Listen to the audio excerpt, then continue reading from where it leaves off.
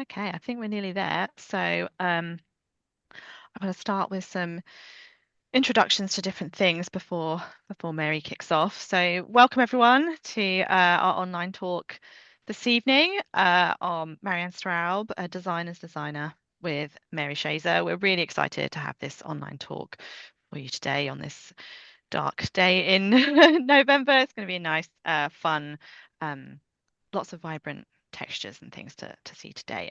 And Mary is such an expert. We are recording the session this evening, and that hopefully will be available in the future for people to view.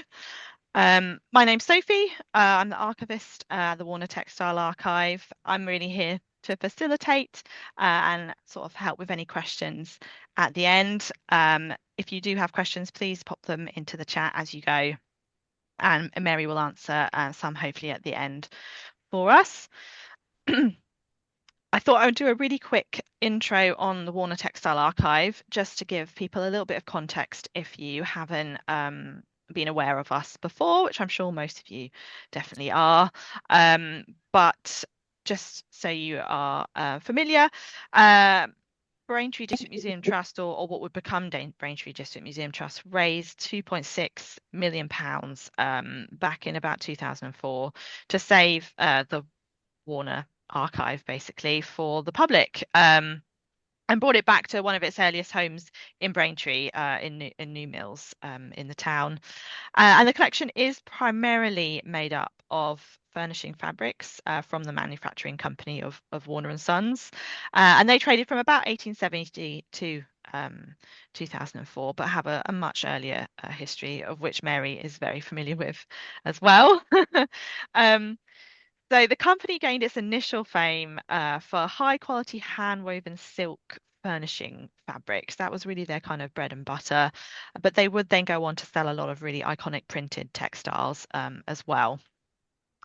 And alongside Courtaulds, really, and several other companies, Warner's really kind of put Braintree on the map as a center for industrial kind of creativity and textile manufacturing in that kind of Essex area. And we brought that back basically to Braintree 20 years ago, pretty much now. And we're in the original mill buildings that were built by a company called Daniel Walters and Sons in the middle of the 19th century, which Warner's had then purchased in about 1894. So it's a really kind of come full circle, really, back to the archive, which is really nice. And the collection itself is actually probably one of the largest textile collections of its type. Internationally, nationally, if not. We think there's probably about 100,000 objects in total, and we're significant for a couple of different reasons, primarily our completeness. So we're really fortunate that there are a lot of really key figures within the company who understood the value of keeping records, keeping samples to be used throughout their trading history. So we have a really nice complete collection of business records, trial samples, trial weaves, weavers' ledgers. So in some cases, we know who was weaving what design, which weaver was weaving it, what they were getting paid, in the Victorian era, which is a really amazing resource to have at our fingertips. And we also have a really nice, significant collection of historic textiles that Warner and Sons purchased for design inspiration, as it were. And some of those were quite rare historic chintzes or interesting weaves from competitors and things like that. So things that Warner and Sons hadn't manufactured themselves but collected, and some of those are really interesting for researchers as well. So that's a little bit of really quick overview of the collection and the history. And Mary's going to obviously explain a little bit more about how Marianne Straub fits into that kind of narrative as well. But before I introduce Mary, I just wanted to also, while I have a captive audience, share with you a few other events and other ways you might want to support the Warner Textile Archive and Braintree District Museum Trust. One of the best ways you can support us is just to visit Braintree Museum. So we have a Warner and Sons gallery there, and we also have some really brilliant displays on courtolds and crittles and all those kind of really exciting industries that were happening in Braintree over the years. And if you're looking to do any Christmas shopping, I highly recommend Braintree Museum shop. It's got some really nice local items as well as really loads of really good craft items and just, good gift selection in there. We do also have a online newsletter. So if anyone wants to sign up for that, if you're not already, do pop your email into the chat and I can add you onto our mailing list. And we send out newsletters, not loads, it's probably about 4 a year. So you're not going to get bombarded, but it's a really nice just overview of the events that we've got in coming up sort of seasonally, basically. Stuff like Mary's talk, other upcoming events, and also stuff that we've been working on too. So different projects and research that we've been looking into. In terms of visiting Braintree Museum, so that's Warner Textile Archive is open by appointment or for group visits and special events, and all of those are advertised on the newsletter or on our website.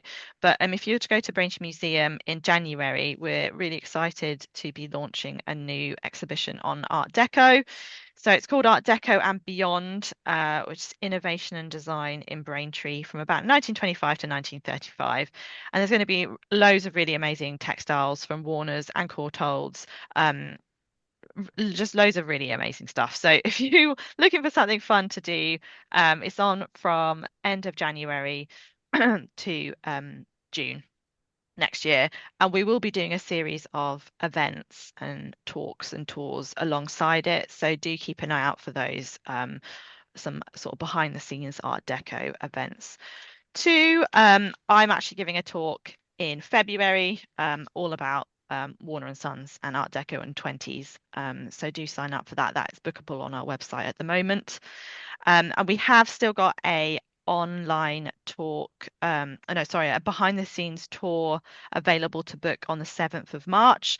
We have a tour tomorrow, but that's actually sold out. But we've got one on Warner and Sons Through the Ages next year. If you're looking just to book something fun to do in the spring, do come and see us. And it is so important. I'm sure Mary will say the same thing. It's so important to see these textiles in the flesh. There's only so much you could do with a really great high-res image on a PowerPoint. You want to come and see the weaves, the amazing colors, just of the design. So if you can come and see us, it's a really good way to just learn more, really. We also do Braintree History Town tours and other things like that. So lots of other talks. So do sign up to the newsletter and check the website. That's the best place. And also on Facebook as well and Instagram too.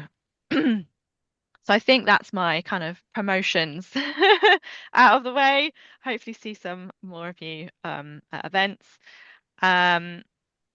Now to introduce Mary Schoeser. So it's a big job to do, but going to talk a bit about Marianne Straub and Mary and that kind of connection as well. So Marianne Straub arrived in Bradford in 1932 to study power weaving, and she was actually Swiss born. She was to become one of Britain's most influential designer weavers, is fair to say. And she is a really integral figure for the history of Warner and Sons and the Warner Textile Archive.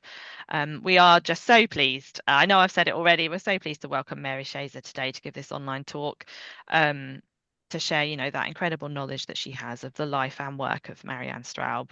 Mary was for 9 years in the 1980s archivist for Warner and Sons, and there she was introduced to Marianne Straub and co-created a book, an exhibition on Marianne Straub's work in 1984, and she is the expert. She's her biographer. If anyone hasn't got a copy of Mary's book on Marianne Straub, I highly recommend it. It's just a really great, captures her life and work really well, and most importantly, as Mary says, Marianne Straub was a great friend with Mary. That's probably the most important thing to say, and that really comes through, I think, in any kind of literature that's written. And Mary is predominantly a freelance historian since about 1991. She's written and edited really diverse publications, unbelievably some 200 books, essays, and articles under her belt. And this includes Textiles, A Concise History, Textiles, The Art of Mankind, editing and contributing to the publication Bernard Klein in 2022. Extensive academic experience, including a part-time research position at Central St. Martin's in the early 2000s, and a receipt of in 2016 of an honorary senior research fellowship from the V&A. And this all kind of culminates in facilitating restoration work with English Heritage, National Trust, other historic property owners, and informed 44 curatorial projects, which I think is still the right number. And most recently, a William Morris wallpaper exhibition at York Art Gallery in 2024, 2025, and Textiles, The Art of Mankind at the Fashion and Textile Museum this year as well. So if you want to see anything else that Mary's up to, she's also got a newsletter for the School of Textiles. So do sign up as well if you want to sign up to that as well. I'm sure we can arrange that with all the different events that Mary runs in Coggeshall. So without kind of further ado, really, just want to say again how lucky we are to have such an authority on textile history with us this evening. I hope you really enjoy the talk and hopefully see some of you at future events. I'll hand over to Mary now, but if anyone's got any questions as we go along, do put them in the chat and we'll work through some of those at the end. All right, thank you, Mary. Thank you, Sophie. Thank you so much. And I'm so glad you mentioned things going full circle, because I've chosen to start with this image, which is 1954. It's a Warner fabric called Broadstairs by Marianne, really kind of in the middle of her career. But of course, all of this has happened because of Warner's. When I applied for the job in late 1981, there was a program of touring exhibitions that Warner's was doing from its archive. And I was asked what exhibition I would like to do. And I said, oh, one on Marianne Straub, please. Well, I had been a weaver in the 70s, and I knew her by reputation. She was, of course, widely admired by absolutely everyone. What I didn't know was that she had taught Eddie Squires, who ultimately became the design director at Warner's, was then just head of the studio. She had taught him at the Central. He didn't graduate, but she obviously saw great potential in him, because it's Marianne who actually suggested, when they were looking to add someone to the studio staff, that Eddie should be employed. So Eddie, who was in the interview, was absolutely thrilled that I'd actually chosen to suggest an exhibition on Marianne Straub. So that's how it all started, and that's how I got to know Marianne so much better. She was truly a remarkable, remarkable designer. So on we go. Now it's not going to. Oh, crumbs. There we go. Okay. Okay. So there she is. Say hello to Marianne. This is Marianne in the studio in Braintree, in the mill, where the archive is now, or a separate part, in 1961. She'd by then been at Warner's for 11 years. Now, Sophie's already mentioned she was born in Switzerland, 23rd of September 1909, and she died on the 8th of November 1994, back in Switzerland for the last 2 years of her life. She'd studied at the Zurich Kunstgewerbeschule,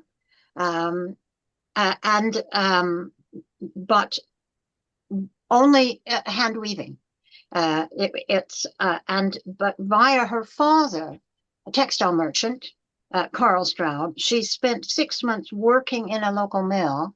And then, as Sophie also mentioned, she came to Bradford to the Technical College in 1932 to study power weaving, because no women were allowed to study power weaving in Switzerland at the time. So she appeared as M. Straub. They were expecting a man. But once she showed up, that was fine. And in fact, she was one of 2 women, of the first 2 women ever to attend Bedford Technical College. She raced through and got excellent results. And her notebooks for those days in Bradford are in the School of Textiles now because she left me with her teaching collection. So you'll see bits and pieces both from the Warner Archive and from the School of Textiles. Now, Marianne's view was that she wanted to have complete knowledge of every aspect of weaving. And so once she'd finished at Bradford, she spent time with Ethel Mary in Ditchling at a place called Gospels. This had been founded in 1919, 1920, especially to revive, it was a late arts and crafts enterprise, to revive hand-woven, hand-spun, hand-dyed cloth. And there is a wonderful book on Ethel Mary that's worth looking at if you're interested in this. And so Marianne was there from 9 months, 1933 to 34, but she became great friends with Ethel, ultimately became a trustee of Mary's estate in 1952, and continued to go back and visit whenever it was possible. She transformed Gospels because Ethel Mary had focused on essentially plain cloths, tabby weaving, and just focusing on the beautiful spinning and dyeing. Marianne introduced double cloths, one of which you see bottom left, the orange, and then you can see it turned over. So it's two-sided, if you like. And she also introduced multiple yarns. And the pink one is one of the first ones she did at Gospels. It had 7 different yarns in it, all hand spun by Marianne, and she's also learning to do the dyeing as well, perfecting the dyeing. And Marianne said that it just terrified Ethel Mary when she put this on the loom. But there were many European weavers who were coming for short stays, for internships. And so this was a place where the connections that were emblematic of Marianne's life as a weaver. Many of them began there. And so one mustn't think of this as an isolated, down in Devon in the middle of nowhere. No, this was a very European outlook and many contacts. And as we'll see as we go forward, many of these were maintained and were very significant. Now, Marianne also introduced at Gospels cloths using S and Z spinning. So you're looking at something and you're seeing, oh, it's a stripe, a kind of little wavy stripe. But in fact, this is Marianne spinning together natural wools, that is the natural dark and the natural light. And some of the yarns are S spun, that is spun down to the, if you make an S down to the right. Some of them are Z spun down to the left. And simply arranging those yarns very carefully in the warp produces this impact of a striped cloth. Marianne always said that she had what she called a television screen, we'd say a computer now, in her head, and she could imagine before she actually even sat down at a loom, she could imagine what she wanted to achieve and how to achieve it. She really was a brilliant, brilliant weaver. She went from Gospels to Wales as a peripatetic designer for all of I think there were 77 mills at the time, and she took that role from 1934 to 1937. Especially important was her work with Gordon Russell Limited, woven at Holywell Mill, and the striped fabric in the background is one of those. We'll see a few more. And that sort of cloth actually went on being woven by Holywell Mills for Gordon Russell well into the 1950s. Very, very successful. And on the right, you see Marianne, her own hands. There she is spinning. And all of the Welsh weaving was power weaving. And the spinning was also power done. But because she had this understanding of hand spinning, she was able to design her own yarns, and she also had the understanding of hand natural dyeing. This picture is also typical of much of the evidence that comes forward with her life. In other words, it's a black and white photograph, and you'll see some more of these, some of them very evocative. But I wanted also to point out that she's wearing a madder dyed apron. That's that red. You think of the Welsh red cloak, and that madder-dyed wool was believed to combat rheumatism, and that's why it became fossilized, if you like, as the the go-to cloak or cloth in Wales, because of the way it was dyed.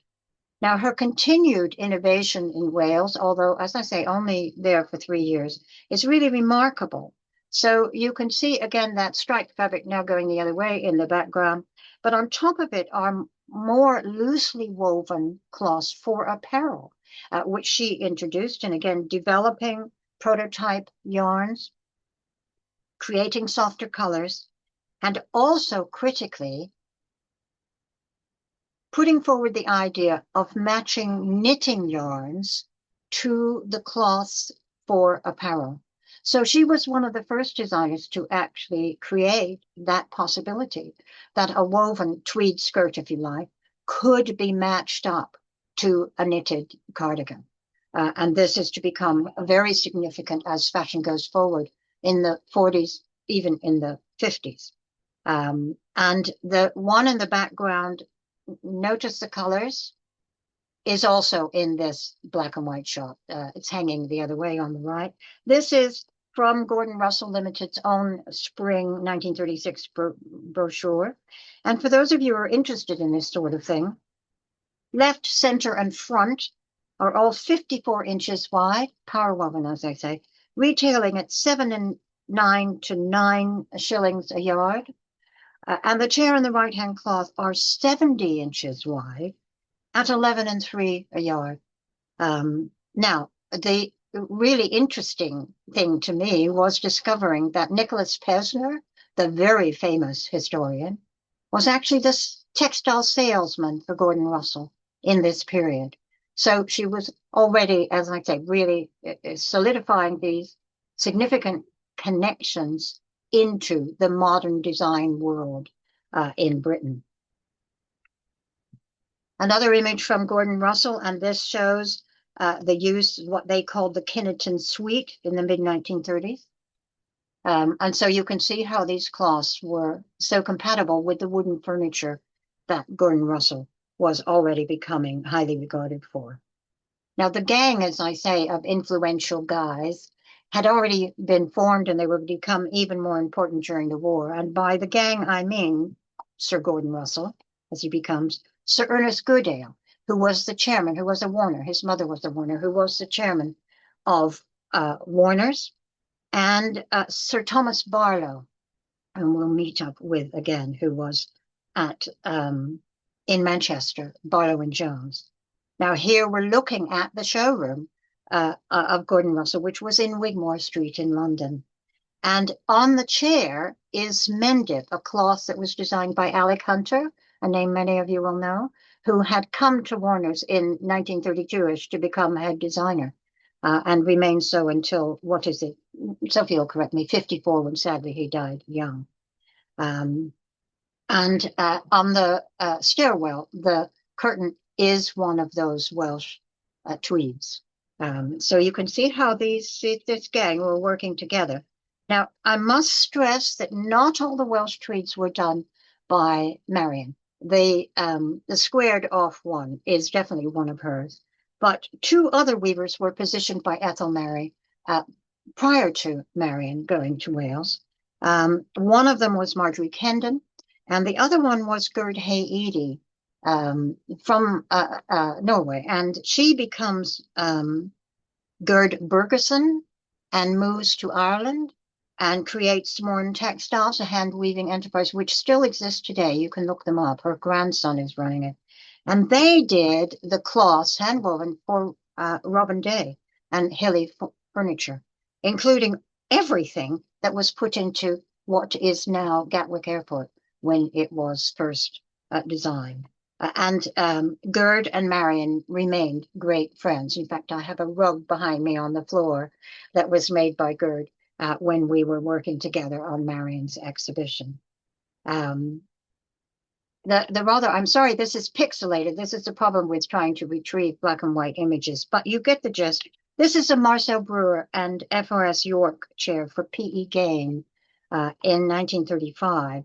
But behind it, I've shown you the detail of the actual cloth that's used as the upholstery. This is chemical dyes, but it's bringing forward Marianne's really sharp understanding of how to replicate natural dyes with chemical dyes. So it really does look like a madder dyed cloth, all that richness and the slightly orangey tone to it.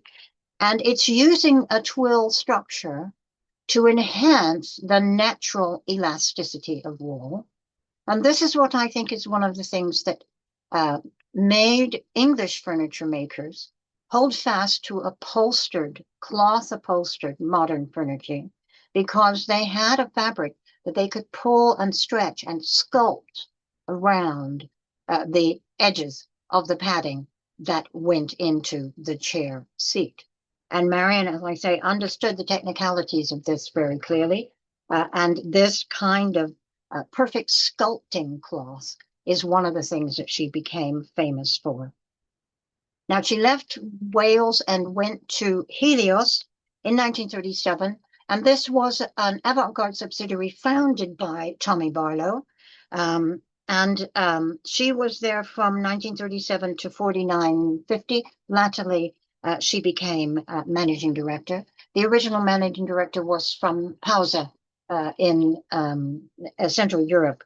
It's a nice little selection of things shown as we arranged them in the 1984 exhibition.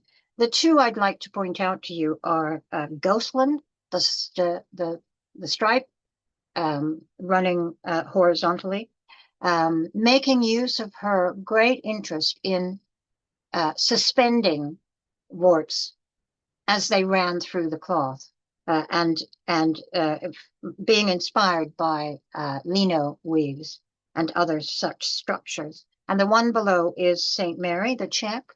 Both of these she used in her house in Great Bardfield. And both of them also went on to remain in production when Warner's took over Helios in 1950. Note these madder shades, again, all commercial, but all looking like natural dyes. More Helios cloths from this period here, 1937 to 40, including prints that she commissioned. The one at the top, the red-brown one, is by Marion Mahler, and the one you can just make out at the bottom is Nolde Soland, 1939 to 40. She also had to cope with the exigencies of war restrictions. Tommy Barlow became the government man in charge of the distribution of yarns throughout the country. And so, as with any child of the family, she got last choice of everything.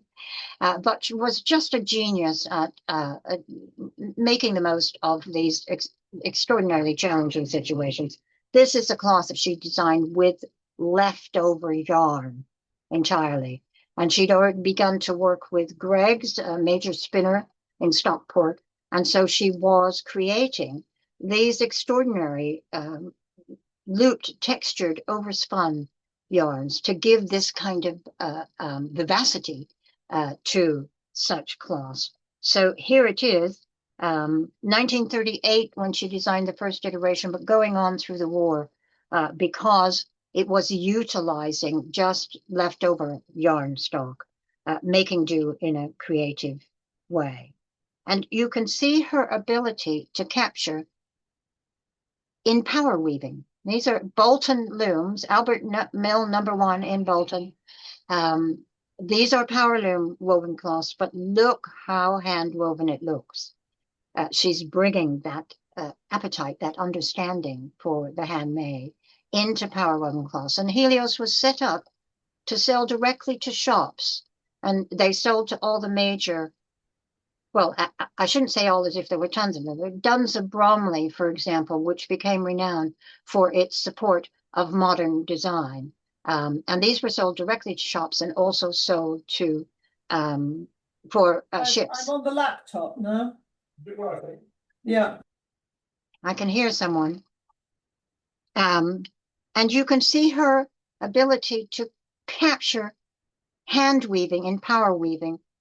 In this picture, it's another shot of St. Mary, but black and white sometimes really captures things because she could also capture the texture of a hand weave, which is such an important aspect of getting hold of all of the qualities that go into a hand woven cloth. And she experimented with other fibers because of the shortages. And so here's one example. You can see it says at the bottom, mercerized maize. It's a kind of corn. And she's working on spinning that and seeing what she could do. And you can see her weave draft up above and a little sample of the cloth below. And her post-war, she continues the connections from the 1930s. In this case here with R.D. Russell, who's the brother of Gordon Russell. This is 1948, a Murphy radio model, and it has a loudspeaker cloth by Marianne Straub. And in Wales, she continued, as I say, to a good relationship with Holywell Mill and Gordon Russell. And this cloth was actually used by R.D. Russell and his wife, Marianne Pepler, in their house, and came into my possession in 17 years ago or something like that. A huge curtain, an amazing, amazing piece. But just to fill you in case you don't know, Marianne Pepler also became a very highly regarded weaver. And in 1930 had signed up at the London School of Weaver. And she learned to weave a rug and then went on to Royal Wilton. And that's what she becomes famous for. And did a lot exclusively for Gordon Russell Limited. They moved to London, that is R.D. as he was known, and Marianne, and lived in Hanover Terrace Mews, which was one of those modern buildings, and died in 1997, which is how this curtain became available. Marianne also designed jacquard cloths for Helios. In Wales, it was all Dobby loom weaving. But at Helios, she designed jacquards, and here's just a few examples. Wonderful. Oh, I love these. 1948, it's called Dale, and it's a rayon and cotton cloth made especially for Coronia, a Cunard ship. And just to show you a few of these that were made for ships, this is 1949. It's called Brisbane, and it's jacquard. And I'm showing you the front and the back because this is her skill as a double cloth designer, because this cloth does not need to be lined. And I would defy you to choose which one is the front and which one is the back. Doesn't matter because they're both equally usable. So she's economizing on behalf of the shipping company. This one is called Adelaide, and it is especially for furnishing, and she stipulated always that some of her cloths were for furnishing, more substantial, and some were for curtaining, a little lighter in weight. And note the Australian place names, and that's how these things were often named for the destination they were heading for. Westmoreland is another example of a curtain fabric. Marianne always said that she couldn't really draw, but I love her doodle. Isn't it wonderful? She really did have a wonderful way of making a mark. Now, thinking of making marks, she also had a great eye for other designs, including those designed by Hans Tisdall. He was known as Alf Caesar at the time, but he took his Irish mother's name when he left Europe and came to Britain. We're going to meet up with his wife, Isabel Tisdall, in a while. These were purchased by Marianne from the Colour Design and Style Centre in Manchester, set up through the war years to promote new design to the cotton industry, to really keep them moving forward and giving them a chance after the war. Marianne was a great supporter of this, and indeed of the Society of Industrial Artists, where many people met. And this little packet of designs that she bought in about 1940 from the Colour Design and Style Centre is in the Warner Archive. And there's a nice little selection of these things. She also bought a Sutherland Rose, Donald Sutherland, designed for Helios in 1940.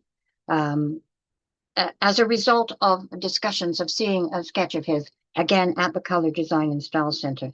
This was included in the Britain Can Make It exhibition of 1946, Helios printing it, and it went on being printed by Warner's through most of the 1950s.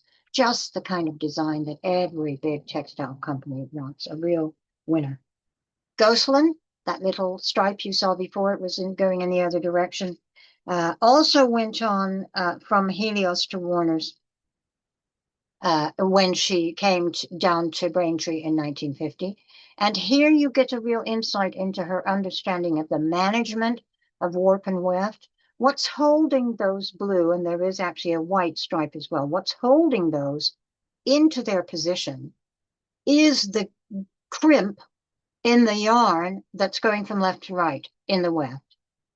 If it had just been a straight, smooth weft, when it came off the loom and the tension was released, it would have just all shimmied down into shoulder to shoulder warp coloration. She thought of her cloths as an architect thought of a building. These also show her great interest in pre-Columbian cloths, and here are some of her examples, pre-Columbian. These are at the School of Textiles in her teaching collection. And they show how draft spinning, as it's called, a very high twist to create those little bubbly bits that actually holds the spacing in place. Now, as I say, in 1950, Warner's bought the Helios range and the looms. And at Marianne's request, when she went to Helios, she had Swiss looms, Staublei Dobbies, brought over from Switzerland, because she knew them backwards and forwards. And these also came to Warner's. When I was the archivist, there were still elder weavers around who said, oh, yes. And we'd say, oh, no, Miss Straub, we can't do that. And she'd say, yes, you can. And she'd get under the loom and fiddle around a bit and change a little something so that what she wanted to achieve could be achieved. She really was, as I say, an architect or engineer of cloth. Now, in her 20 years at Warner's, 21 actually, she produced over 1,000 new designs, and all of those are documented in the Warner Textile Archive. Here at the top is one of her patterns for the Festival of Britain 1951 Crystal Pattern Group project. And they were developed from die lines, if you like, blueprints of the crystallography. This is how they discovered DNA, by looking closely into the molecular structure. The one at the bottom is actually by Hunter. And I think it's really quite remarkable because I can't remember. What's the name? Someone tell me quick. The atomic station that was built over in the Sizewell, is it? Yes. It was actually named after an atomic station. That's how trusting, how enthusiastic people were about science at the time. But the most famous of the Crystal Pattern Group designs, agreed by everyone, was Marianne's cloth that you see here. It's called Surrey. It's based on Applewhite, the dye line plan section, if you like, of Applewhite. And it's worsted and rayon cotton, and it's jacquard. And here we see, again, the magic of Marianne's understanding of the architecture of a cloth. Notice that the white lines, the diagonals, are going up to the right, and some in the gold are also going up to the right, but elsewhere, the diagonal, the twill, is going down to the right. And this was a curtain fabric specifically for that. It was huge, you'll see in a minute. And this allowed these big, fat, generous, naturally fluid gathers in that cloth. And there you see it on display. This was the room Regatta restaurant that featured all of the Crystal Pattern projects. And you can see how hers was given the greatest emphasis. It was chosen by Misha Black, who was in charge of this project, and they would develop a close working relationship. And this beautiful drape is just another indication of how she could visualize the end result of the cloth long before she sat down to start any of the technical elements of drawing the plan, the rule paper as it's called, or indeed sitting at her hand loom and hand weaving a sample. And so she rarely did jacquard design at Warner's. That was to become the province of Frank Davis, who came to Warner's not long after she did and was still there up until 1990, I think it was, that he died. He was brilliant. He was a Royal College of Art graduate, and we're saying that he was a student of Margaret Leishner, who's another important name within the story, although much less is known about her. Well,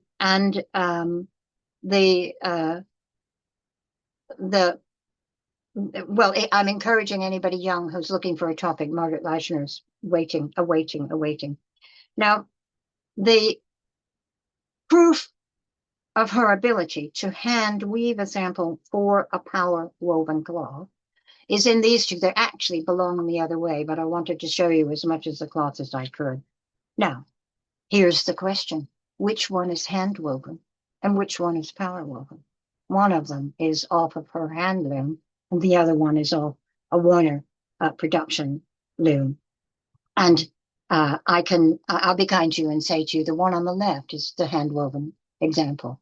And here again, she's using that knobbly yarn to hold things in place and just amending the structure of how often the warp and weft are interchanged with each other to allow that weft, that's looking at it sideways, to slide up and down to create that rhythm across the surface.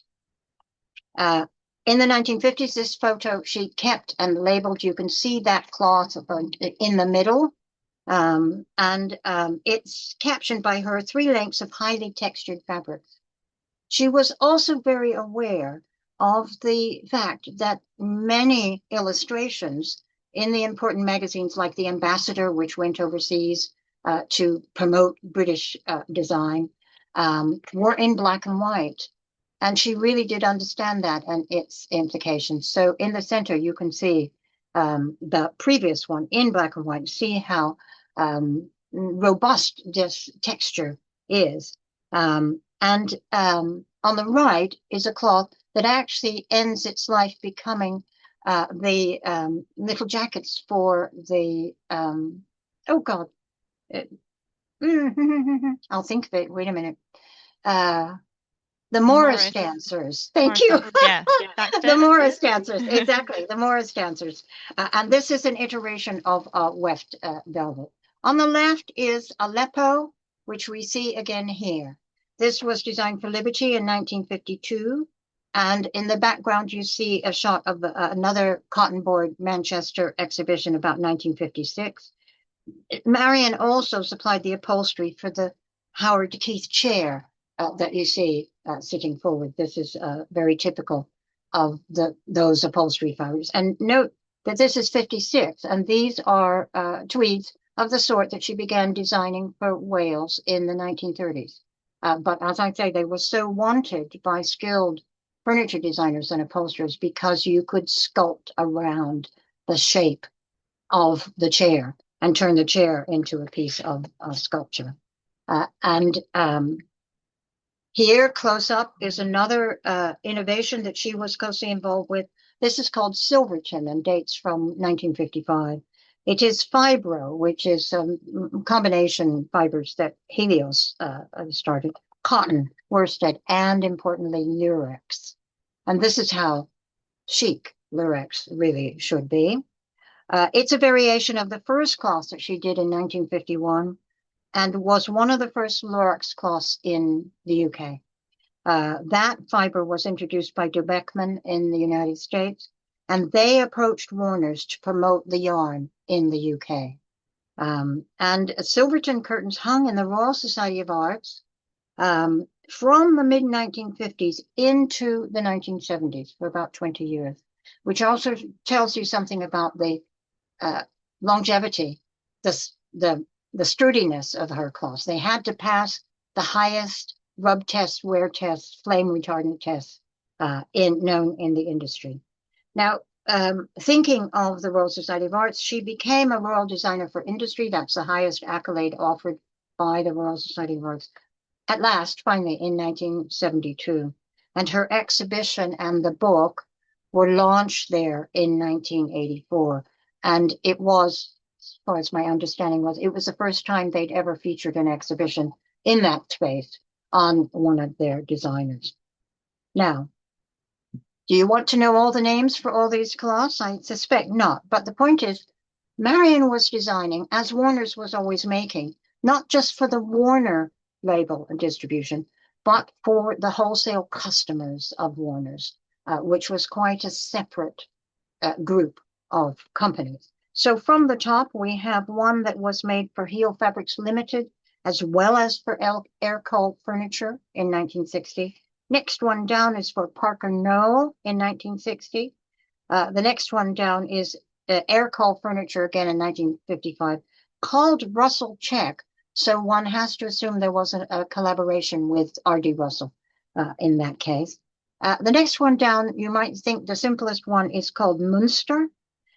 Heels in 57 and on to the Ministry of Works in 67. This is the one of which Warner's wove 500,000 yards. And it became the standard, especially in this color, in hospitals and military barracks and universities and just absolutely everywhere. It was a great success, and it was still being woven when the Warner Power loom stopped early in 1971, and they did try to keep that going, but unsuccessfully.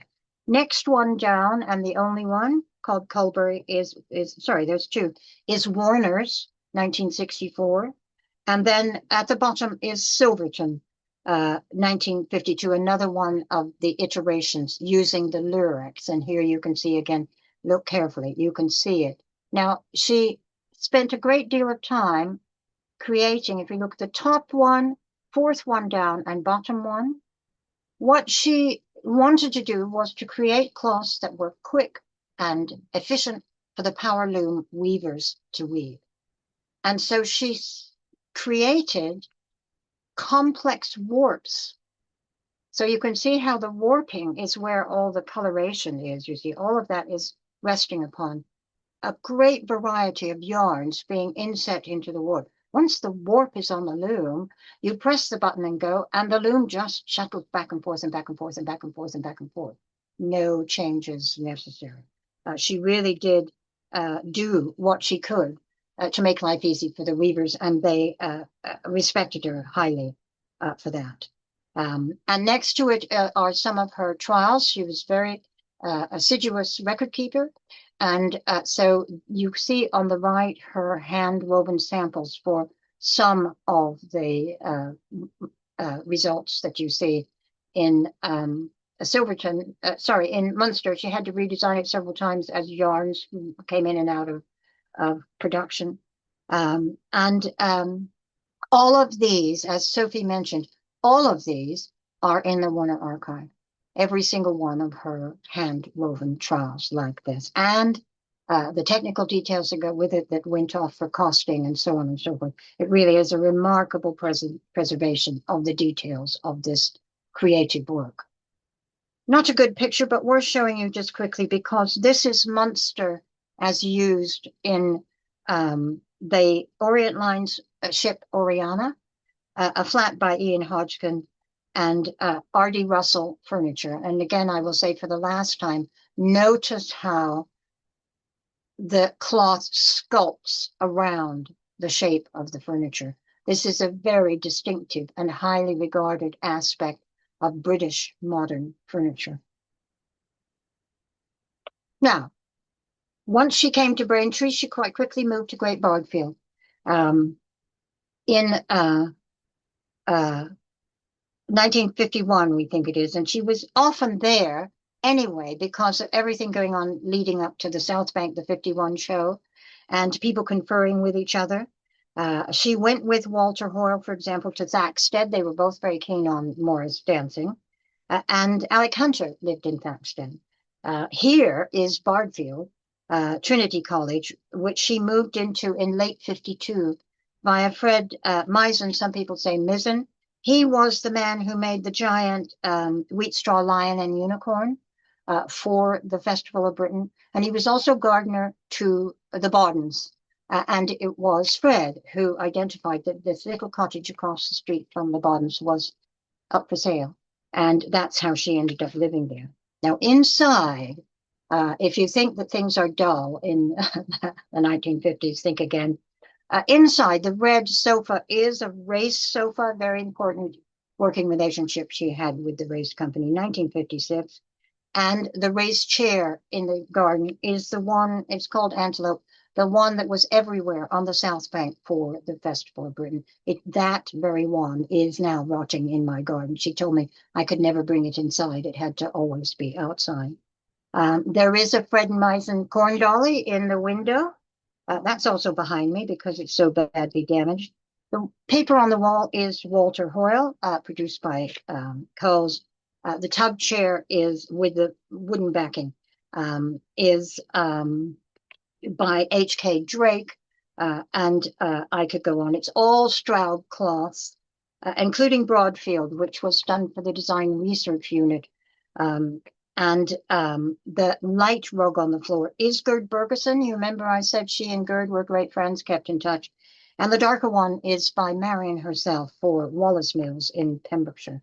And I love also on the mantelpiece an H.C. Hiscock light, the little tiny lamp there. And these houses were open to the public through a number of summers. And the coach loads, charabancs of people came up. It started with the Festival of Britain and then continued for a few summers. And they came up and the houses were opened and used as little mini galleries by all of the artists who joined together. And this is one of the studios that they were able to see. This is Michael Rosenstein's studio in the mid-1950s. There's Walter Hoyle standing opposite Marianne. Bardfield was called the Montmartre of England because so many artists lived there and opened their studios for these events. Now, Bawden's own home, here he is, looking wonderfully, typically grumpy. Now, the wallpaper is by Bawden, Coles again.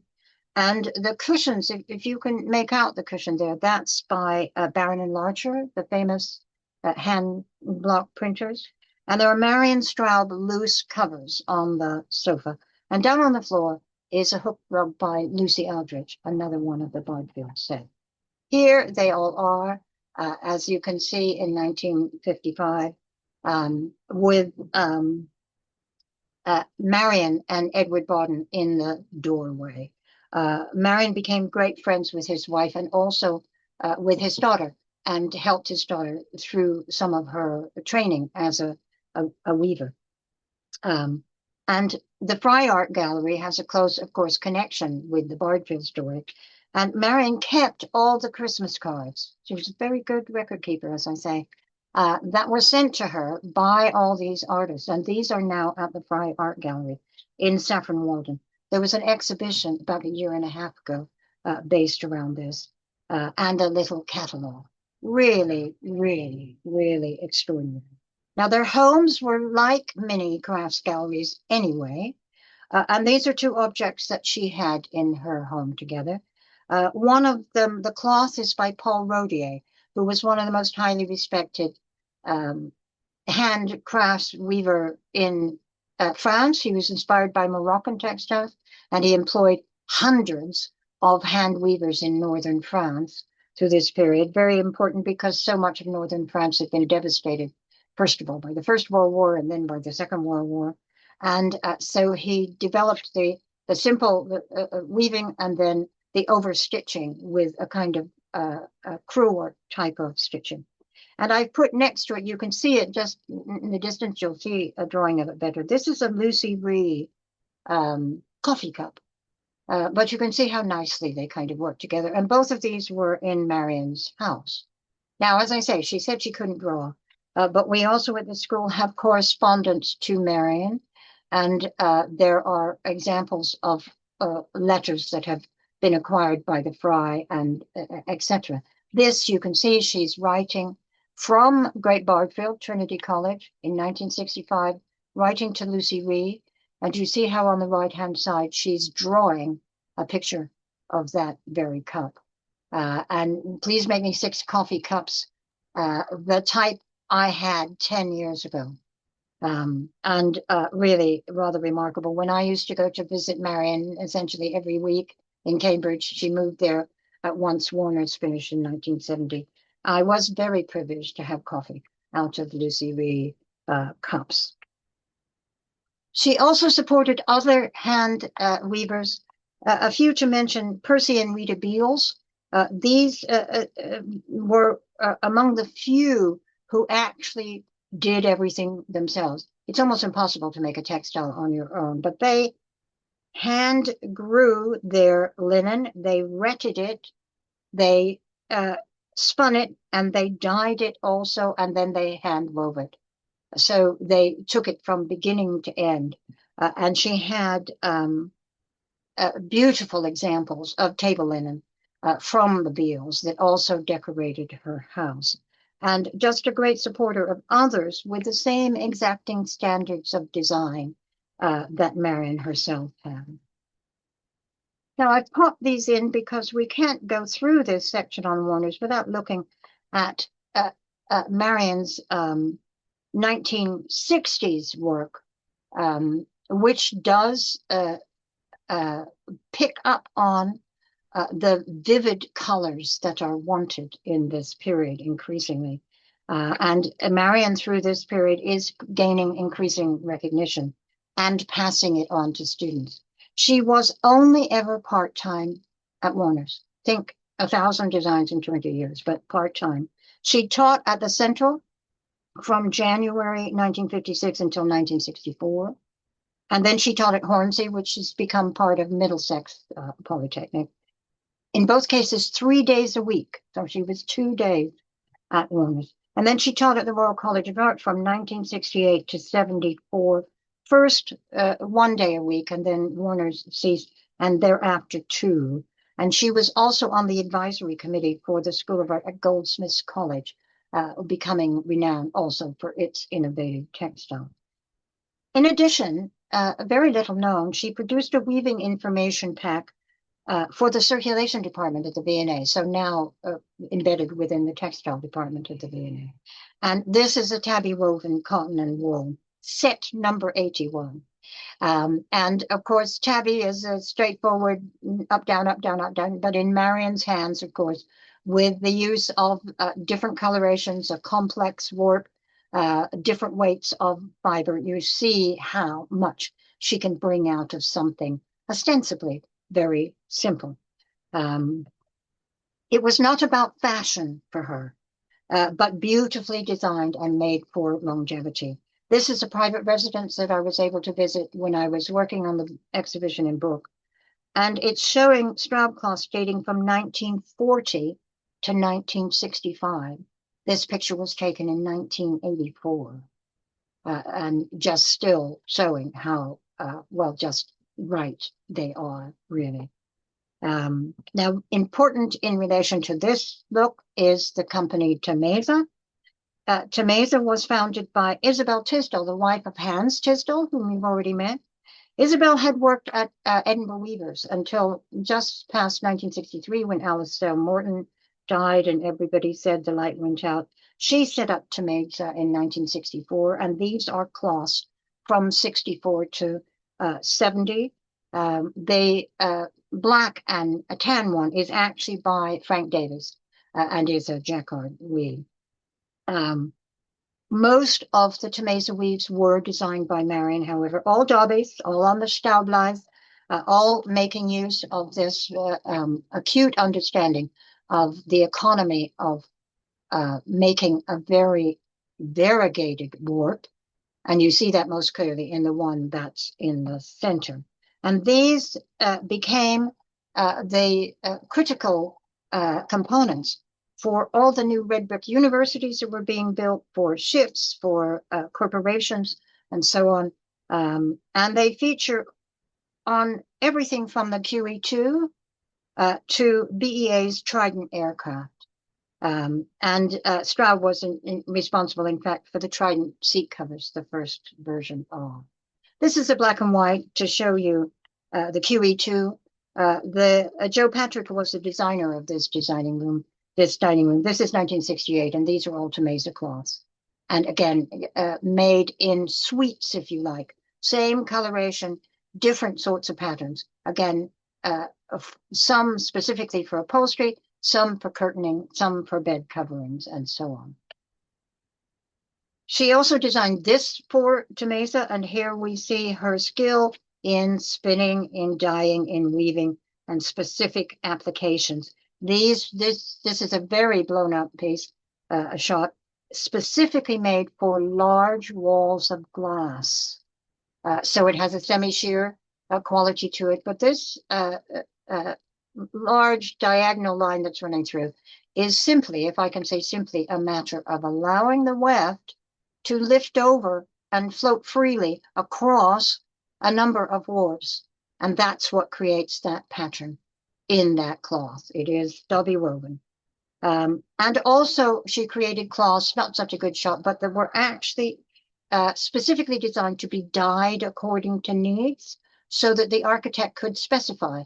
One cloth, these again were for large panels of glass, important to help maintain the temperature inside the room, and very widely distributed around the world, America, Latin America, South Africa, Australia, especially anywhere where there was hefty sun that needed to be blocked off in the hot climate.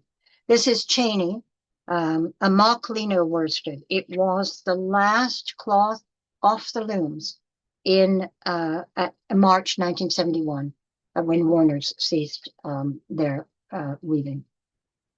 She also did some other amazing things. You'd think she'd be busy enough. She designed the high voltage screening suit. This was so that workers on the high voltage lines could actually put their hands on the lines and get up and work directly.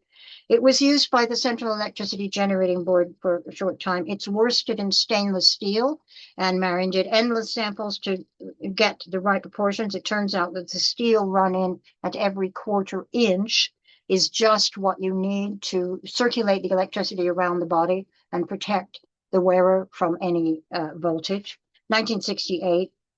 And it was not widely used in this country, but the Americans took it up and used it widely. And I used to see it with people climbing on high tension wires when I was still a student in California at university from 1968 to 1971. She went on designing for Temesa after Warner stopped weaving. From 1972 to 75, she carried on. And these samples are typical of, as I say, that amazing record keeping. And these are at the School of Textiles with her teaching collection. Of course, really the most famous cloth, I think that everybody knows, was the moquette designed for the Piccadilly line. This is freelance, not Warner's, in 1964, but actually first used in the Victoria line in 1968. The standard moquette of the 1970s was applied in the 1970s to all new buses and trains entering service from 1969 to 1978, and used with variations by British Rail for many carriages in their fleet in the 1970s. And so almost everyone, of a certain age anyway, has sat on a Marianne Straub. She received the first design medal given by the Textile Institute in 1972, both for this kind of work and for her work for Warner's, and she received the Jubilee Medal in 1977. Another moquette on the left, a real one, and then a design for. These were designed for the, as was the Piccadilly line, etc., through the Design Research Unit, which was an enterprise led by Misha Black, a name you've already met before. And they were used, the one on the left was used for new district line trains in the 1970s, and buses, and fleets of Metrobus and Titan types, and the Jubilee line, the 1983 stop. So you can see that these close links with the DRU really made her presence in life, certainly in transport world. But Marianne herself loved being invisible. That was what she treasured. She had a passion for designing well-made cloths for everyone. And she used to say to me, more than once, there was no cult of the individual in our design sensibility. It was about producing the best possible for the most people. So to quickly begin to end up, skipping over to America, you might think, why? But hopefully you're also thinking, oh, golly, these are Straub cloths. Well, they're not.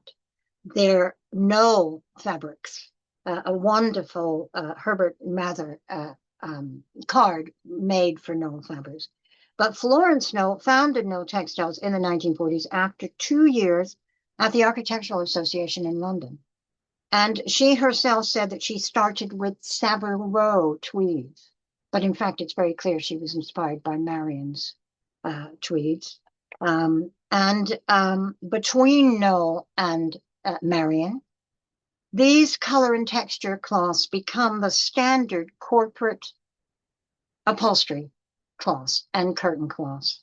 And I hope that a few of you are actually sitting on wonderfully tweed-covered chairs now, because it's remained the go-to cloth. It doesn't burst into flames. It does stretch very nicely and last a long time without not perishing at the edges and so on and so forth. It really has become a standard, highest quality definition of what a fine designer cloth is.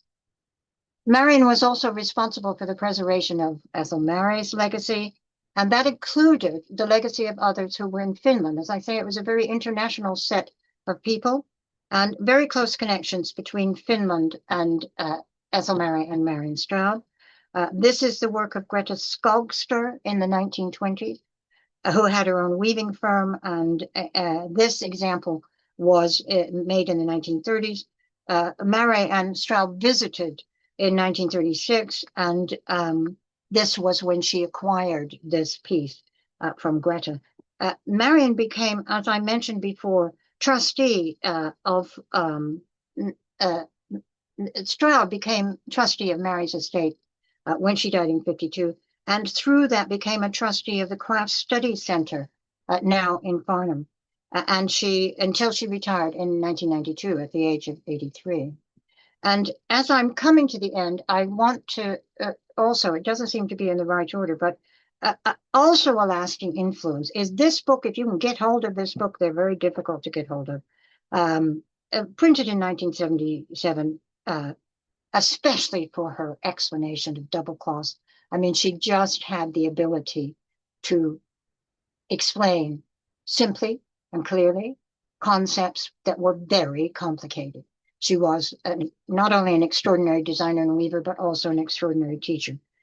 This was named the best crafts book of the year by the Crafts Council. And by this time, Marianne had spent time in Mexico and Guatemala and Thailand and what was the USSR in China and Mali, the latter by the World Bank in 1977, resulting in the revival of rug weaving in Cebu with assistance from Christian Aid.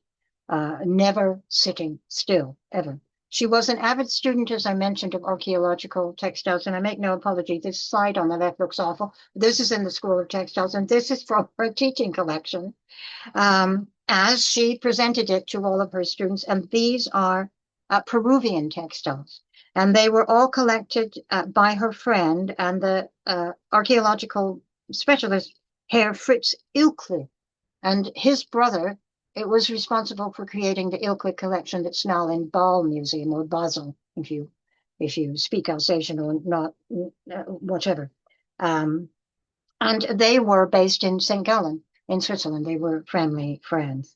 And I set it next to a piece that she actually designed and wove, because aside from double cloth, she was especially interested in lino weaves.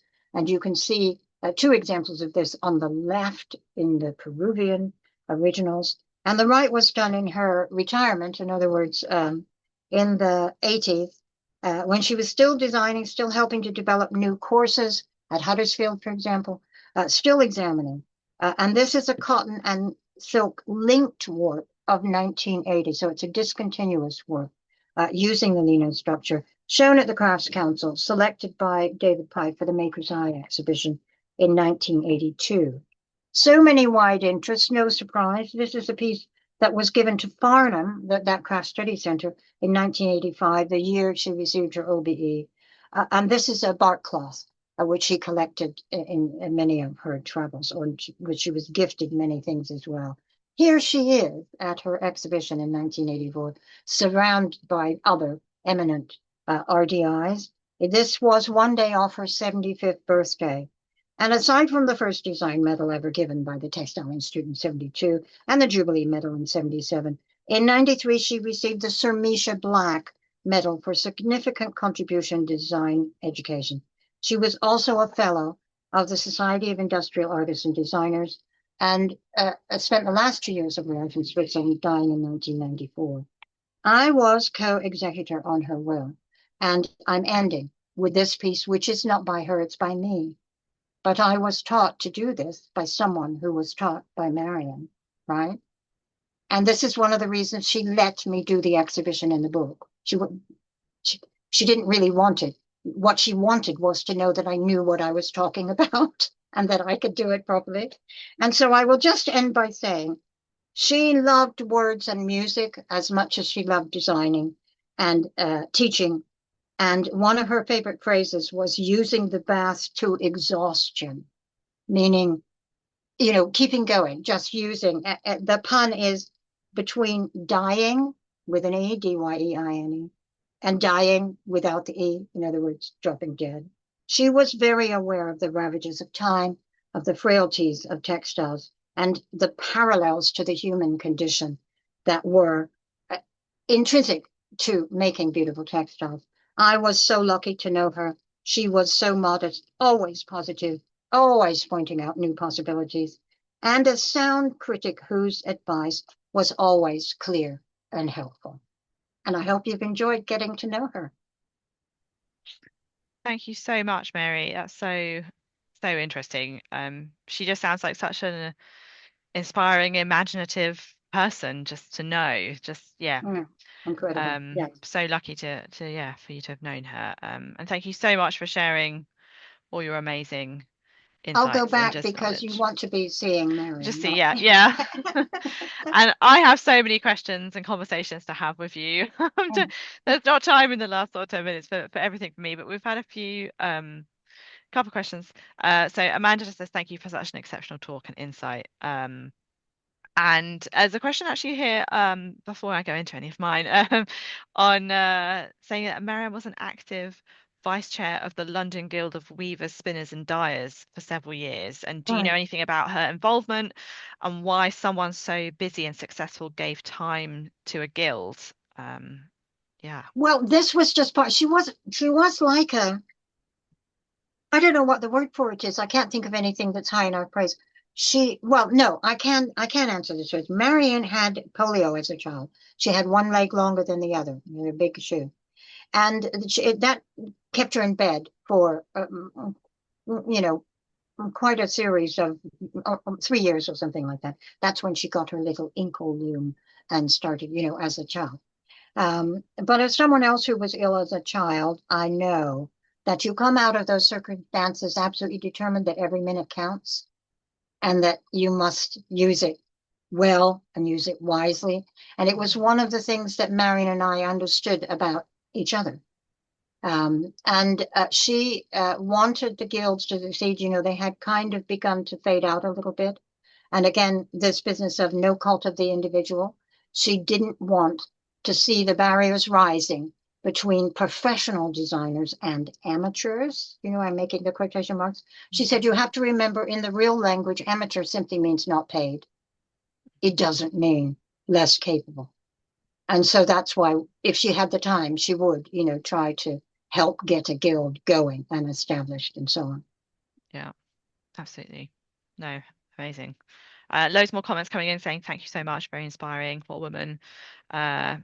Interesting talk. Yeah, Fabulous. My main question is, so she's obviously was really experimental and just pushing boundaries and trying new yarns, lurex and all those Mm. different kind of weaving structures and things to work. But what do you think she would want her sort of main legacy to be? What would you think she would want to really be Oh, remembered for? Or what do you think she was, so impactful on future generations and weaving okay. and yarn today? I mean, there's loads of Yeah, different innovations happening now with cloud yarns in yeah, sweaters and tencel and sustainability and yeah, going yeah, back to natural fibers rather yeah, than kind of lurex and yeah, yeah, all those yeah. chemical dyes and things like that. But it all has its place. But what do you think she would? Yeah, she would. Or yeah. That's a difficult one because you can, there's enormous variety within her work, but all of it has integrity. And I think that's what she would want to be remembered for. That Hmm. she designed specifically for certain people, for certain markets, for certain uses, it was all about the integrity of the cloth. And I think Hmm. that's really what she cared about the most. Yeah, absolutely. That longevity as well, stuff that still looks pristine. Some of the items we have in the archive still look pristine, many, many decades Yeah, later. yeah, yeah, yeah. It wasn't fast fashion type products.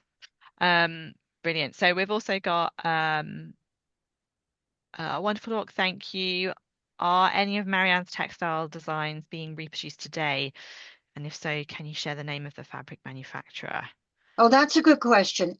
I hope so. There might be. It's under discussion at the moment. Yeah, yeah. So So we it's also, a as part of the Warner Archive, one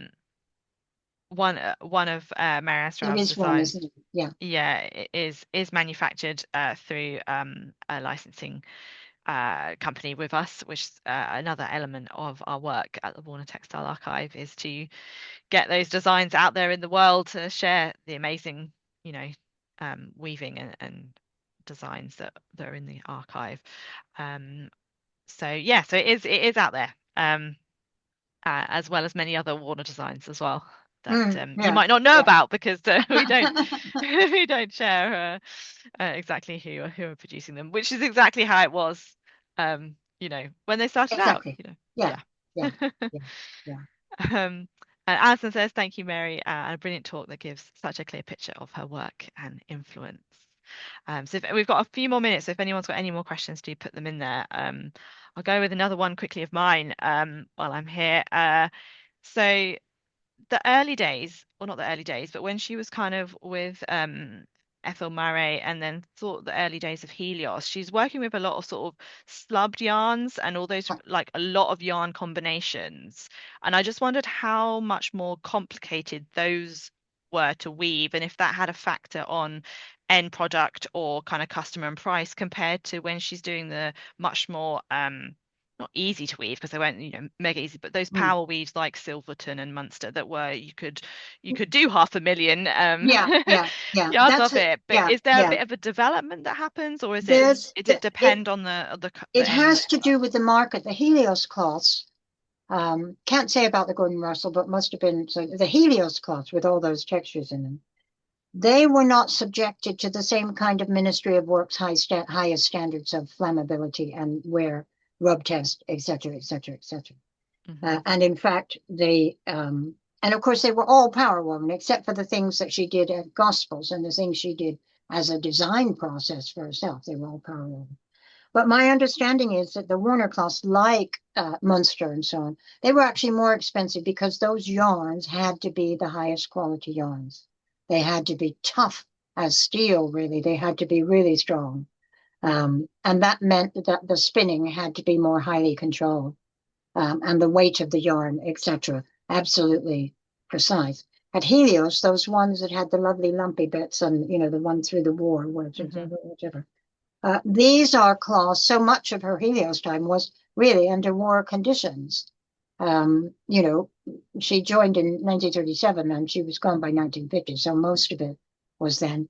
They were, as I say, for a different market. They went direct to retail. Warner's was wholesale, was dealing with other companies and very high-end companies, with including a Ministry of Works with these very high quality specifications. The things that went on the Coronia and so on did have to pass high specs. But if you remember those jacquards I showed you, they are flatter fabrics. They're not the ones with the bubbly yarns in. The bubbly yarns were for those people who kind of late arts and crafts who were still following along in the tradition of the Ethel Mary taste, if you like, and the kind of what I call picturesque modern. They were contrary to the Bauhaus, evil, mean, flat, geometric, whatever. And they were capturing that almost that Omega Roger Fry, that sensibility and honoring the fact that it was the picturesque garden style for which Britain had become known in the 18th century that continues to inform the commitment to design and separates it from the Bauhaus design style because it was based on nature. And that was the British and English in particular devotion to nature, their pride in the picturesque garden, the sort of garden that William Morris had, for example, Central Park in America, designed, in the English style. So it had to do really with that, the difference in the marketplace, and also those costs that went retail were less expensive because there weren't so many hands in between taking their profit as it went through to the marketplace. Was that too much information? No, it's really good. I love it. Yeah. Every time I ask one question and you know the whole Answer thing. 6. Yeah. Yeah. No. We have had another question. We have got a few more minutes, so if anyone's got any other last minute questions, do pop them in the chat. Karen's asking, did she work with Liberty? Yes, that one I showed one. There was Aleppo at 1952. That's the one that just really took off with Liberty and sold for ages and ages and ages. But she did a number of other cloths with them as well. Yes, yes. Yeah, the Aleppo is the main one that we know about in the archive, and interestingly our colorway is the yellow and black rather than the red and tan of black that Mary shows on the image. So there's different colorways being put through. And Anne's on there to say, thank you so much, brought so much to life. And this is Anne. Hi, it's nice to sort of virtually see you, Anne. So she's the granddaughter of Felix Bernstein, the founder for Thomas Barlow of Helios. Oh, fantastic. We've had some really lovely conversations. So I'll have to fill you in on all of that, Mary, because yes. Oh, hello. Yeah. Some really exciting paperworks on Neuralin and all those amazing yarns that Helios were experimenting with, pioneering, and so really, really good. Yes. Any more questions? If do pop them, we've got a few more minutes. I had one last one, just to wait for anyone else to put anything in. Was just about her kind of this idea you mentioned very briefly about her like mark making on the weave, and I just wondered how much she had an influence of any kind of sort of historic textile. So I know you sort of said about her collection, but if there was a particular sort of area of archaeology or part of her teaching or her education that you think really inspired her to go in that kind of direction. I think, it's clear from the bits of her teaching collection that I still got at the School of Textiles, Peruvian, very important, and also Coptic textiles. And there are just some tiny little shards of pictorial Coptic textiles. But I think it was really Peruvian. She very much admired, they were using an even simpler loom, if you like, a backstrap loom. And also her friendship with Ilfes in St. Gallen in Switzerland, because they were part of a generation of many Swiss and some German who actually pioneered textile archaeology. And much of that, she treasured these things because so much of it was lost during the Second World War. Just as it was. But I'm not really answering the mark making. She was intrigued. She liked to puzzle. She liked to jigsaw puzzle. She had that mind. that just wanted to work out, you know. And so you encounter a Peruvian textile with a distance of 1,000 odd years between you, and there's no instructions. You have to work it out for yourself. And these things are really complex. They really are. And so she also admired the demonstration of the intelligence and the creativity of the Peruvians. And it was Yeah. part of her sensibility that, oh, what's the right word for it? You know, she was, well, she was, I don't know, of her, you know, she was opposed, deeply opposed to racism and segregation and dismissal of, as I say, the amateur weaver, but also the ancient weaver. Everybody received the same kind of respect from Marianne. And that was part of her admiration, her love of Peruvian textiles. She just couldn't get enough of them. Yeah. Sort of transcends, time and just, fab.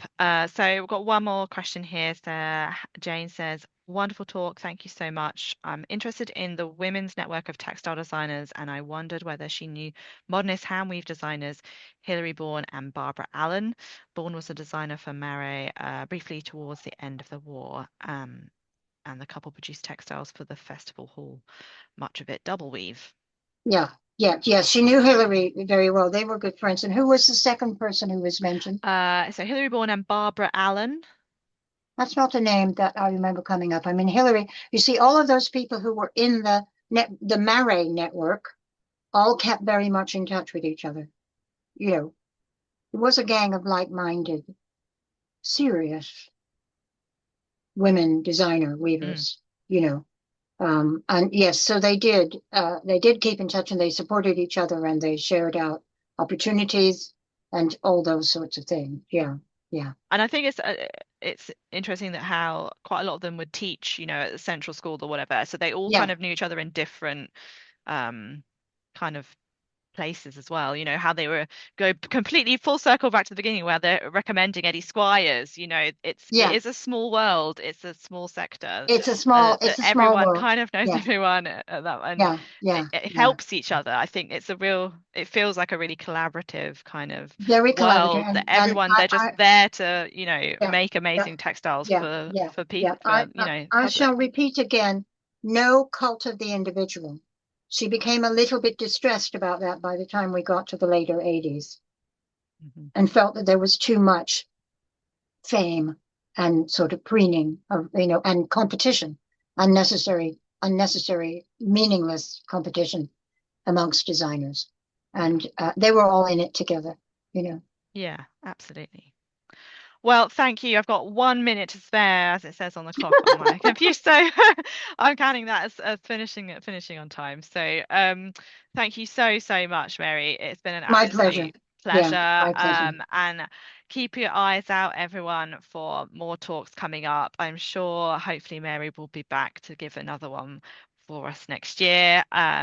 And yeah, it's so nice to see so many people logged in on a Thursday evening. So I hope you've enjoyed your time with us. There's lots of nice messages coming through, Oh, Mary. thank you. Thank So you. inspiring and interesting. And I think that's everyone feels so uplifted after these sorts of talks, so inspired to, start weaving. Start Or weaving. Yes, yeah. start weaving. Yeah, yeah, Um, yeah, yeah. so yes, fascinating, inspiring. That's the common theme really coming through. So thank you, everyone. Thank you. If you, yeah,